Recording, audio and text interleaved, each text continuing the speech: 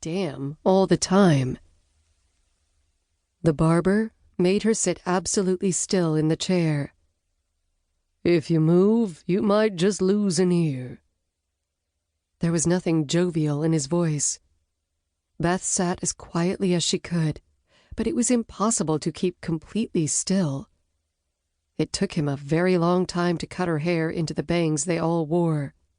She tried to occupy herself by thinking of that word, cocksucker.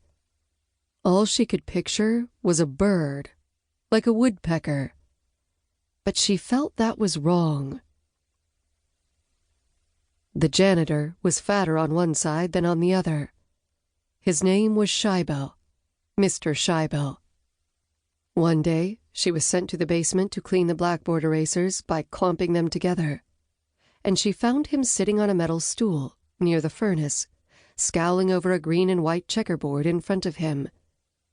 But where the checkers should be, there were little plastic things in funny shapes. Some were larger than others. There were more of the small ones than any of the others. The janitor looked up at her. She left in silence. On Friday, everybody ate fish, Catholic or not.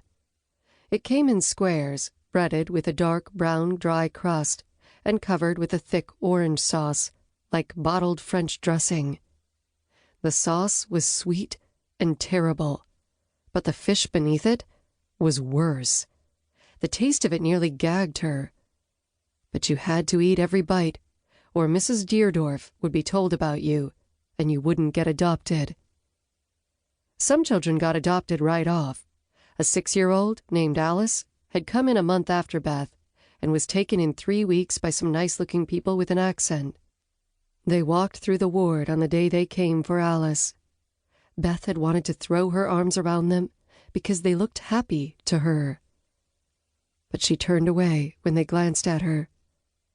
Other children had been there a long time and knew they would never leave. They called themselves lifers. Beth wondered if she was a lifer. Gym was bad, and volleyball was the worst. Beth could never hit the ball right.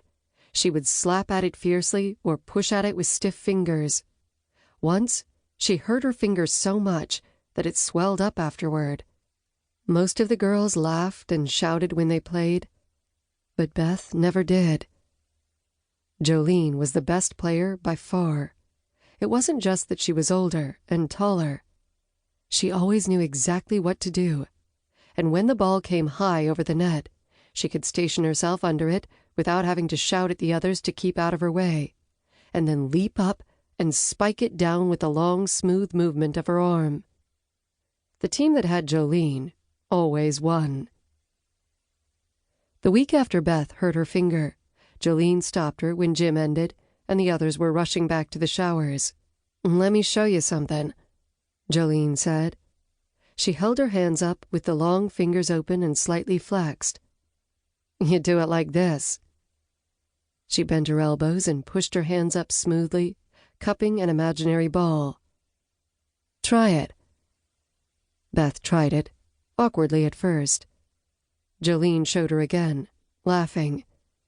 Beth tried a few more times and did it better. Then Jolene got the ball and had Beth catch it with her fingertips. After a few times, it got to be easy. "You work on that now, here?" Jolene said, and ran off to the shower. Beth worked on it over the next week, and after that she did not mind volleyball at all. She did not become good at it, but it wasn't something she was afraid of anymore. Every Tuesday, Miss Graham sent Beth down after arithmetic to do the erasers. It was considered a privilege, and Beth was the best student in the class, even though she was the youngest. She did not like the basement. It smelled musty, and she was afraid of Mr. Scheibel. But she wanted to know more about the game he played on that board by himself. One day she went over and stood near him, waiting for him to move a piece. The one he was touching was the one with a horse's head on a little pedestal. After a second, he looked up at her with a frown of irritation. "What